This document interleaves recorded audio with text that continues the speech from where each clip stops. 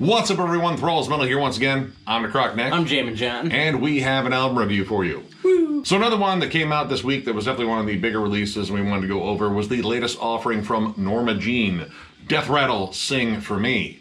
This also comes out on the 12th of August on Solid State Records, which I've had a long history with that label. Yeah, I know. I didn't even know Solid State was still a thing. Still around. Wow. This band formed in 1997 in Georgia, originally as luti-kriss, not Ludacris the rapper, but luti-kriss, and then changed their name, became Norma Jean, and this is their 9th album, at least as Norma Jean, unless we're counting that Ludacris album. And yeah, this is a spazzy metalcore band that has been around forever, just kind of doing their own thing, and their own thing is kind of strange. Now, an interesting thing to note about this band is, well, one of the reasons why their sound has sort of changed around so much is they don't have a single original member. Corey Brannon, I believe, is the longest standing member, and he wasn't the original vocalist for the band. There's been a lot of turnover in this band, actually over the course of like the last couple of albums, and over the last 3, I've become like an even bigger fan of this band, so I was really interested to hear what they would do on this one because, well, they're kind of unpredictable and strange, and yeah, we got a lot of that. We'll just get right into it. Song 1994. Sounds like a tape being eaten in the beginning. Well, what he's alluding to is something that is sort of a theme in this entire album. This album goes for ambience and noise and soundscapes, possibly more than they ever have.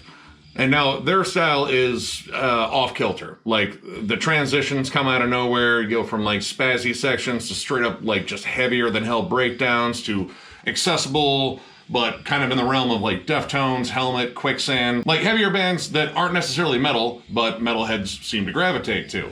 And this is kind of that, except on overdrive with the ambience. There's a lot of stuff that is just broken up by noisy soundscapes, synths, muttering vocals in the background. I'd swear for the first half of 1994, it sounds like they're tuning up and warming up and they just like left whatever was on. I was like, just record it. And they were watching TV in the studio, maybe YouTube videos, definitely not Thralls. Well, it was 1994, so they weren't watching any of that. Beavis and Butthead. Yep. That's what was on. Probably. I think a lot of this was intended to be like a full-on giant experience with all these layers of everything that are on here. And when they get down to what they do well, again, just pummeling breakdowns, sort of hardcore freakouts, there's a lot of good energy there, but it's broken up quite a bit. Like a Call for Blood. Next track.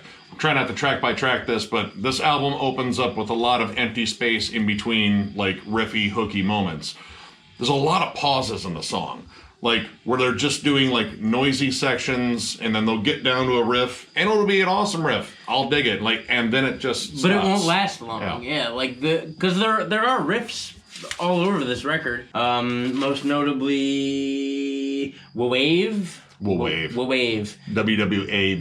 Actually, probably one of the more cohesive songs in the record. There were a lot of riffs in that song that they actually held on to. But for the most part, riffs that appear are sporadic and they don't last a long time. And I get that that's like kind of their style. Like that's kind of what I come to expect from Norma Jean. They modeled a lot of their sound after Botch, and Botch is, I think, probably one of the best examples of spazzy hardcore done right. But the issue here is cohesion and flow sometimes. Like, again, you'll be getting settled into a groove or a riff or a breakdown or whatever. Even a catchy chorus, because Corey's doing a pretty good job in terms of varying around his vocals, and there's also weird filters on top of those, and, you know, it's kind of a big production thing, but it keeps it interesting, it keeps it changing, but again, you don't get time to latch on to a lot of stuff. So when you do get down to songs that, you know, are a little bit more straightforward, like Wave or Wabi, I don't know. It's Wawave? Yeah. It's a cactus. I'm pretty sure of it. Those songs are a little bit more straightforward. They're just, you know, there's not a lot of like weird shit in between. They kind of just keep going directly, and then they will surprise you out of nowhere with some insanely heavy shit, like stuff that you're not exactly expecting. Like the song A Killing Word. Again, a little bit more straightforward. It doesn't bother with the ambience as much, or is at least included in the song. Like it's not like, oh, we have to stop the actual fucking music to play this transistor radio sample because reasons. This one just, kind of just sticks with being straightforward, riffy. There's a good hook to it. And then out of nowhere, the end of it is just insanely fucking heavy. Like full on double kick, just chuggy fucking riffs. It sounds absolutely massive. And well, when it comes down to the production here, the overall sound, it's caustic. It's very sludgy, kind of disorienting. Like I kind of get the idea they were going for, but sometimes it's a bit much. Yeah, there's a lot of static. Like it sounds kind of unnerving in the sense that it sounds like leaving electronics on and just being like, screw it, and we're gonna record anyway, and very staticky. Like the low hum of something in the background, except amplified. I get that their guitars are like super distorted. They love fucking feedback. They like squawky little fucking tags at the end of breakdown riffs. But sometimes it is just a bit much on here. The whole album has like a very cathartic, weird feel to it. Like this was more focused on like an emotional outpouring versus like, all right, let's structure this stuff in a cohesive fashion to let people understand what we're going through. It's like, no, let's just have a fucking manic shit fit in the studio and while writing this. And I think some of this is kind of lost in translation because, this album screams like it's supposed to be like an experience, like a very immersive thing. You relate to the emotional level of the whole thing, but honestly, there's just not enough cohesion to it to really sink in. Yeah, like the very opening song, the beginning of 1994, it sounds like it's going to be a very emotional, very angry, kind of hostile record. Like there's a big riff and he's screaming over the riff and you're like, all right, this could be something. But to me, it screamed more angst than it did anger. The vocals are kind of what you expect from this. Like, even when he's singing, he's still screaming. Like, it's one that he carries a tune. Like, there's softer vocals, very breathy. Deftones-ish. Like, there's a lot of Deftones worship on here, except, Except the Deftones did it better. Yeah, and I don't think the Deftones listen to Botch as much. But it's all the extra stuff on here, and stuff that feels kind of shoehorned in, because, again, song structure is very odd. Like, you'll have a moment, then it'll break off into, again, like, weird ambience, and then all of a sudden you're in a, like, almost what sounds like a completely different song. Penny Margs, quite possibly the best example of just how disjointed I think some of these songs can be. This song starts off very soft and very ambient. Lots of layered vocals, but they're not really... 3 minutes of that soft ambience where they sing. It's got a rhythm. It's got, again, a vocal pattern, but they're layered vocals, so it just sounds like a weird, tuneful conversation between two crazy people. But out of nowhere, it just shifts into like a blast beat and almost black metal riffs. And then you're into like more like hardcore and such like that. And then it has this very strange ending too. And again, this feels like 3 different song ideas that are kind of shoehorned together. Like the flow of the song is just not there. Like it just comes across as, again, like, I won't even call it riff salad. It's kind of like a old abandoned buffet, like a Ryan's. I don't think anyone goes to Ryan's anymore. Yeah, it's just a bunch of ideas that are kind of shoehorned together. It's like a buffet at the titty bar.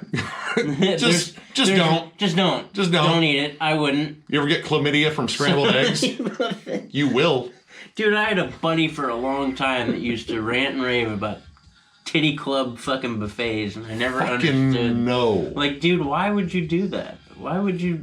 That doesn't sound good. There's some places where buffets should not exist. And he would go on the day shift to do it. Yeah, and the song Memorial Horde was just another example of just drawn out ambience for no reason. Melodic and sing-songy, more weird ambience. Kind of sounded like the Contortionists after they lost their way. Yeah. Like, around, like, the Clairvoyance and whatever that crap was they put out after that. That was an EP. Yeah. And then it ends with more ambient filler, but, like, a minute of it. Yeah. Like, because you've got these songs on this record, a lot of them are...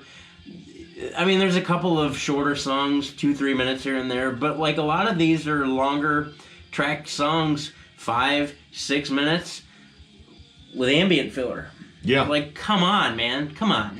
Like, do you really need another minute of ambient filler? Because we've already had 20 minutes of it. Long lead-ins too, like you get a lot of like, static to begin with, isolated vocals, and a drum beat that finally comes in. There's a lot of like building to some of these songs, but when they get down to it, they're pretty fucking good. Like Sleep Explosion, fucking disgusting song. I absolutely love that one. There's no fucking bullshit about it. It just gets right down to the riffs. There's a good solid hook to it, and then you get this triplet, chuggy, syncopated, sludgy breakdown on there out of nowhere. Which is weird. It's the only time something like that appears. That for just a minute I thought, a savior? But yeah, Sleep Explosion, and then the last track, Heartache, kind of really bring it. Yeah. Which is great, except these are the last two songs. Yeah. I mean, there were songs I liked before that, and there's definitely moments I like within songs, but it's very scattered. But Heartache, honestly, is one of the best put together songs on there. It's the longest track on here. It's over 8 minutes, but honestly, this is where the ambience and the song building works because it has a cool, steady build to it, like more of a post-metal song. There isn't like a huge stop in it or anything like that. It keeps moving. Like even, about halfway through that, like there's a cool ambient break in it, but it builds. Like you hear layers being added on it, the vocals come back in, and it goes into a whole different section, and then closes with some really heavy, cool shit before it has a long ambient outro. But honestly, that outro was decidedly more pleasant because it was actually musical. It sounded like strings and synths. Like, yeah, there was an actual build to it. Like, it wasn't just ambient filler for the sake of putting ambient filler on it. They actually used it as a dynamic within the song on the last track. Yeah. And honestly, like, being a fan of like the last three in particular, I think Wrongdoers, All Hail, and Polars are excellent albums. But those don't have a lot of filler and a lot of stops in them. They keep going. This album is the equivalent of like driving on the highway and your car keeps fucking stalling like every 5 minutes. Overheating. Every time you slow down, your car starts to overheat. Fuck. And you're like, come on, dude. I just want to get to the exit. Yeah, that's it. And maybe to a shop because something's clearly wrong. I like this band. I like what they do. I think they keep metalcore interesting. But this album, I just feel like is maybe too like high art or high concept. Like there was definitely something, emotional they wanted to get out, but it kind of came out a little bit too mixed up here, and I just can't connect with it fully. I can connect with moments, I can connect with some individual songs in here, but overall the album, like I feel like you could strip about 10 minutes out of this and maybe make easily. It more cohesive or just listenable, because honestly, when those breaks came in, they're generally after good fucking parts. I was like, come on, man. Stop it. Give me something. So yeah, overall, I'm going to give this 2.5 stars.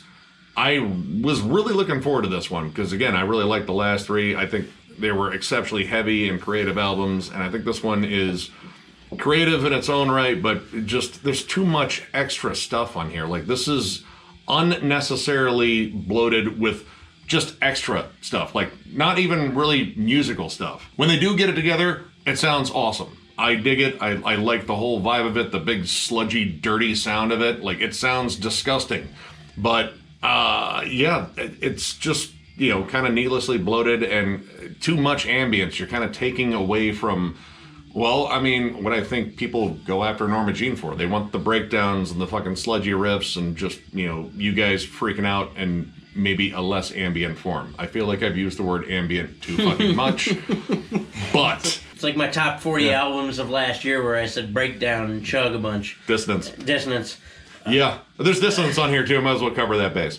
But yeah, check it out. Form your own opinions. This might be like your favorite Norma Jean album. For me, this one's not that great. I will go back to it. I will check it out. I'll probably still buy it because I do want to try to understand this one a little bit more because there's stuff in here I do like. But yeah, it's kind of a miss for me. I'm going to give it a 2. I've never really been a big fan of this band. While I will admit the last record was pretty fucking killer. There were a couple moments that grabbed me. Again, Heartache and Sleep Explosion were decent at best. There is a lot of fucking filler in here, and it's useless. It doesn't convey a point. It appears randomly at times in songs, and there's no like transition either into it or out of it. With the heavy parts, when they do appear, they just randomly appear, and they're not there for long. Again, this is the stuff that I never really listened to music-wise. This reminds me, sadly, of something I think you'd see on the Warped Tour. They definitely played the Warped Tour. And something that you'd see, 13-year-old spin kick in a pit for. It's not my bag. Well, to be fair, we've been to those shows too, and those are death. Right. I mean, I have been to those shows and whatever, but it's just not for me. It's not my bag. I don't have a lot of redeeming things to say, but again, that's me. My musical tastes over the years have become gross. Heavy, dark, gross, yucky. Lots of Starlight Vocal Band, let me tell you. Right.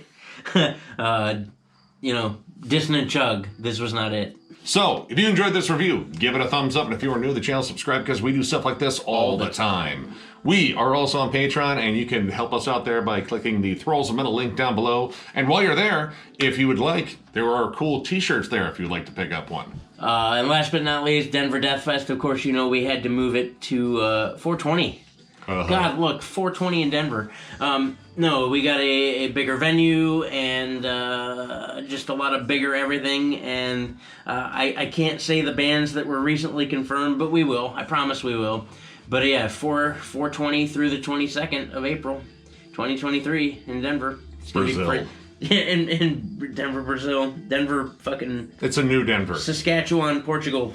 They just built one there too? Ski. Holy shit. Poland. Keep in touch with us for that. It's coming. It's coming now because we do things right. And of course, thank you all so much for liking, subscribing, following, all that stuff.